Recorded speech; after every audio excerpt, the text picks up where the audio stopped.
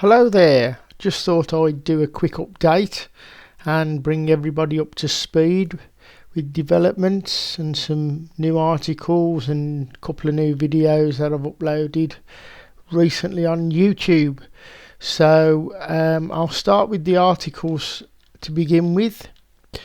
I'll just highlight these.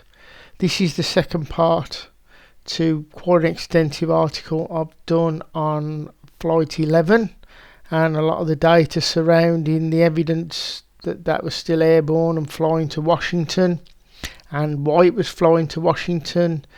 So I had to do this in two parts, and again this covers quite a bit of information about Flight 11 being airborne still.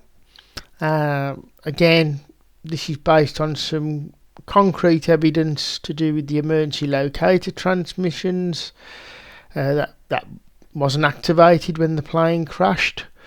Also, I addressed these erroneous ELTs which went off 2 minutes or 2.5 minutes too early for Flight 11. Obviously, I didn't mention that Flight 175 went off over 4 minutes too early. So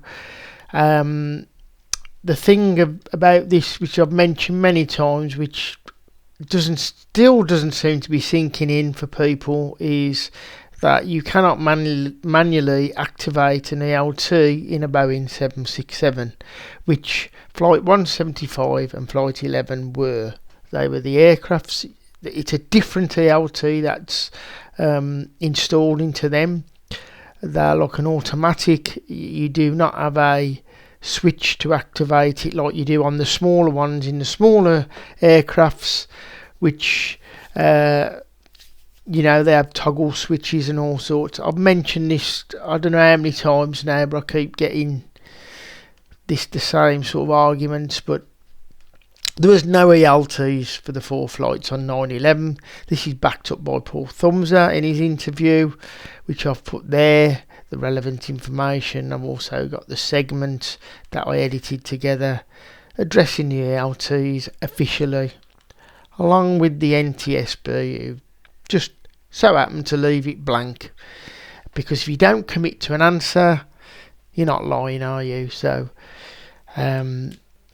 that's that. So I packed all that into that, and I'm also put a load of evidence, again official evidence, to do with radar data showing the plane still airborne a minute after it was meant to have crashed at 29,000 feet, and the coordinates show it was something like 2.7 miles past the North Tower. And then I'll back that up that the plane was flying further on, and in the NORAD recordings it's mentioned by tail number, and it's 5.7 miles, 77 miles past the crash site. So, of the North Tower, that is. So there's a lot in these two articles to contend with, which I would advise everybody to read. I have put an update in from when I first posted it here regarding this article at the Guardian, so that's been included. And part 2 is also comprehensive, and I actually have some new information in this article, which I try and attempt to explain why Flight 11 was heading towards Washington and was the plane that was 6 miles east of the White House, and why it was flying over or near the White House. So I'd urge everybody to read part 2 as well. Quite informative. So other articles or areas to look at is this one to do with a flight attendant who disclosed some information to her father about she was involved in some terror exercises, training exercises before 9/11, but she was very reluctant to expand on that, which left her father feeling that she had a lot more to divulge. But unfortunately she apparently was a victim on Flight 175. Again, I've covered more to do with the American Airlines still being airborne. The evidence just keeps rolling in with this from official documents admitting that it was still airborne and it was over Kansas. So, again, I'd urge you to read that. I'm still looking into the Mark Bingham, or Gerald Kendall Bingham is his real name. I'm still trying to identify if he legally changed his name to Mark Bingham. I do have some video footage which may indicate that, to do from his when he received his degree or graduation, where they address him as Mark Bingham. Again, I'm looking into that. That's ongoing. Now I'm just going to shoot over to YouTube. I have uploaded these two, or well, quite a few videos here. This one is Nicole Carol Miller, Flight 93. I've actually, containing that is some moving footage of her at a family wedding. Again, I've uploaded this for archive purposes. We also have Jack Grandcolas.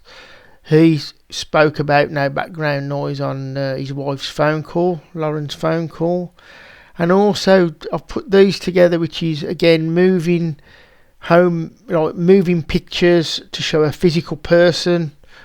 As I know, there's people who believe that these people were composited, photoshopped, put together people, and not real. I'm still delving into that. I'm still perhaps maybe of the idea there was some fictional characters mixed in with some real people. Operation Northwoods, again, that was very similar operation proposal there. So I've done this just to archive the people, and I've done a couple of versions because I've actually found some extensive footage of allegedly Mark Bingham. So I'm going to be adding to these as I collect them, and also retrieve them off my old hard drives as well. So that's just a little project. We've got Liz Glick here, which I made up with Jack Grandcolas, about no background noise and very calm in the phone calls on Flight 93. And again, I recently uploaded this one, Liz Glick, United 93, where she inadvertently, she looked a bit uncomfortable when she said it, that she said the plane was turning around, but she alluded to the plane circling, as if it was continually circling, not just turning round and heading back, which is in line with the official story. But she says the plane's circling. Now, the interesting thing about that is exactly what Colonel Marr reported in his testimony, that Flight 93 was circling over Chicago. So, did Liz Glick divulge some information there? She seemed very hesitant when she did.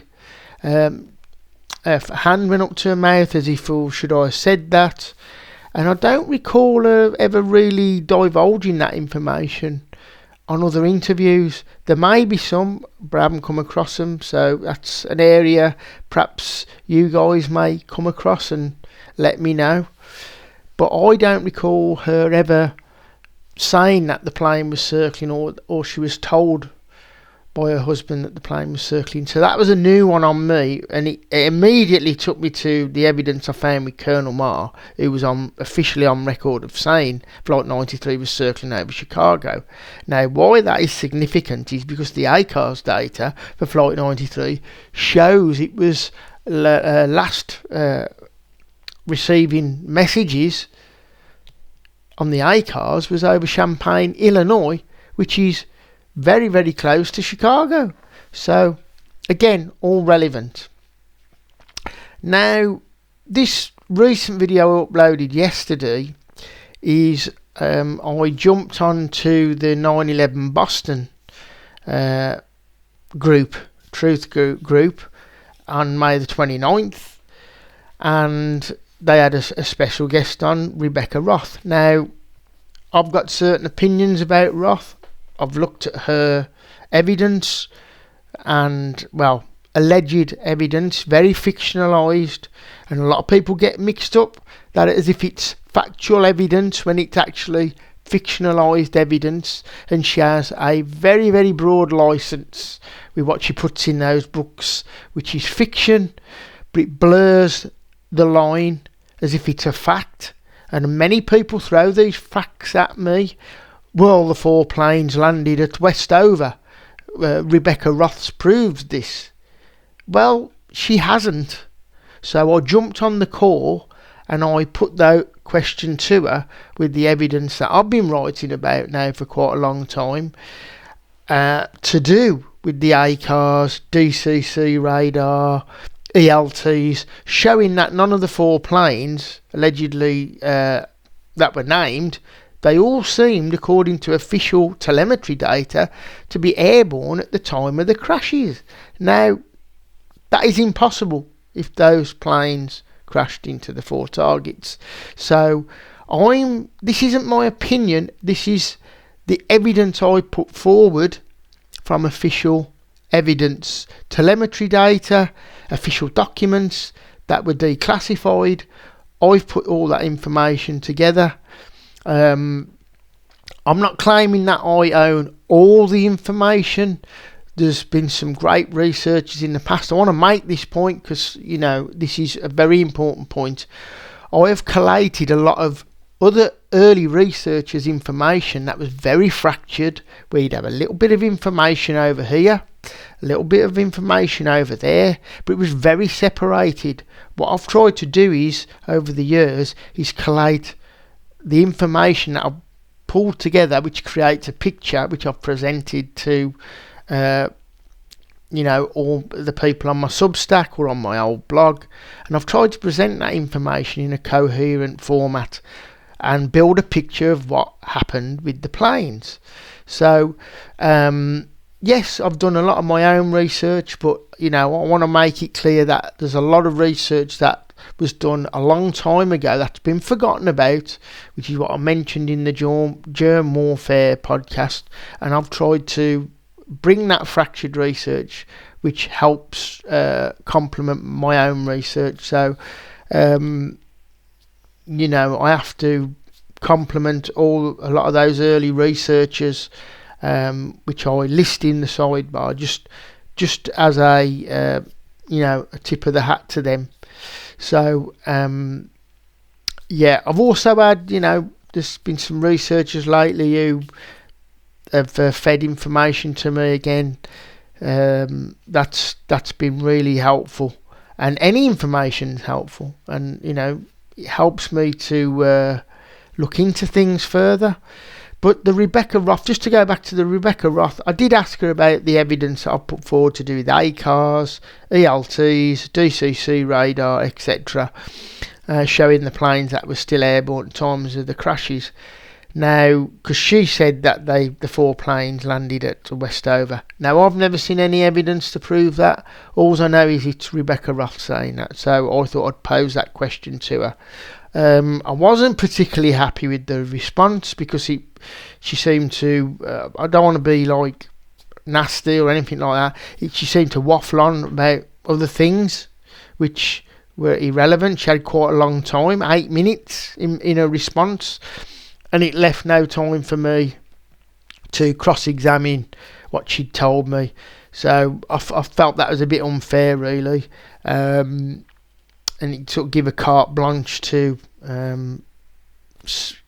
disclose all this information, which really I wanted to challenge her on. So apparently she's got a terabyte of freedom of information stuff. I've never seen them. I don't know where they're uploaded. So if anybody's got any information on that, on Rebekah Roth's 1 terabyte of stuff, I've shared a lot of my files and I've built quite a database. If you go on my Substack sidebar or on my original blog, you will see links so you can access a lot of that information. So that's where I'm at with that. again, it's just the research continues.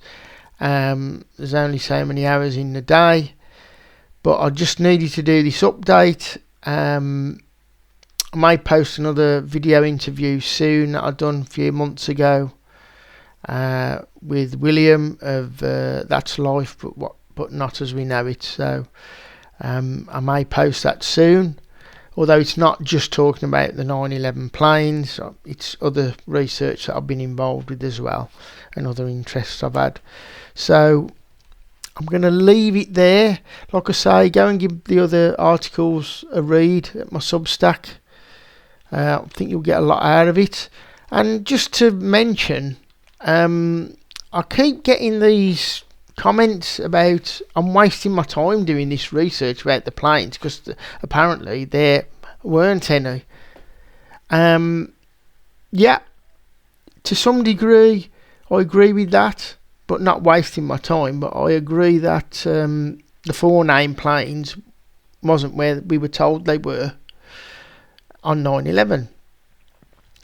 What I'm trying to do, if you're going to go around telling people that, and I have trouble having to say this because YouTube, that there weren't any hitting those targets, then you really need to show that the 4 named planes weren't where the government said they was and where they was.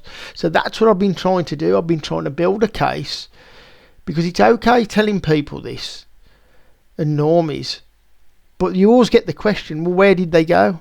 So that's been my role that I've been trying to do since I was involved with the 9/11 Alchemy film.